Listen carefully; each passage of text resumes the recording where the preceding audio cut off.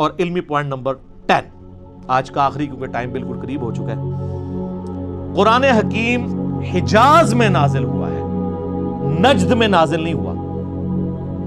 نبی علیہ السلام کا پورا جو ٹریولنگ کا حصہ ہے وہ سارا حجاز کا ہے. مکہ بھی حجاز میں ہے، مدینہ بھی حجاز میں، ایون آپ تبوک تک چلے گئے عرب کے اینڈ پہ، آپ یعنی وہ تہامہ کی جو پہاڑیاں ہیں ان کی اس سائڈ پہ حجاز ہے اور وہ دوسری سائڈ نجد کہلاتی ہے نا. تو حجاز کے اندر قرآن نازل ہوا ہے، قرآن نجد میں نازل نہیں ہوا. یعنی وہ ٹائم اینڈ سپیس کی بات کر رہا ہوں. ٹائم اس کا 610 عیسوی سے 632 عیسوی ہے، اور سپیس اس کے نازل ہونے کی کون سی ہے؟ حجاز.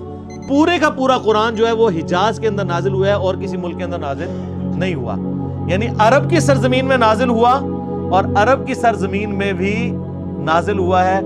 نبی صلی اللہ علیہ وآلہ وسلم کچھ عرصہ مکہ رہے، 2/3 قرآن وہاں پہ نازل ہوا، پھر مدینہ شریف میں، پھر برزخی قرآن بھی ہے مکے سے مدینہ ہجرت کے دوران، پھر مدینے سے تبوک جاتے ہیں وہاں پہ بھی ہے.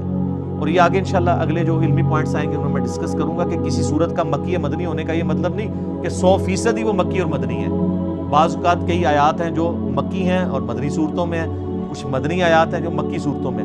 اوورال زیادہ پیریڈ جس صورت کا ہوتا ہے اس اعتبار سے اسے مکی مدنی کہتے ہیں، اور بعض پوری بھی مکی اور مدنی ہے. لیکن ایک جو ہمارا یہ عقیدہ ہے کہ یہ قرآن حکیم آن دا فیس آف ارتھ جس سپیس میں نازل ہوا وہ سپیس تھی حجاز کی سپیس.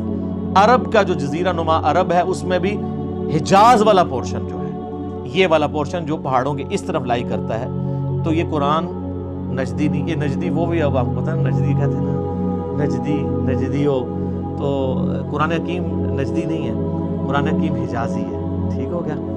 تو اللہ تعالیٰ سے دعا ہے جو حق بات میں نے کہی اللہ تعالیٰ ہمارے دلوں میں راسخ فرمائے.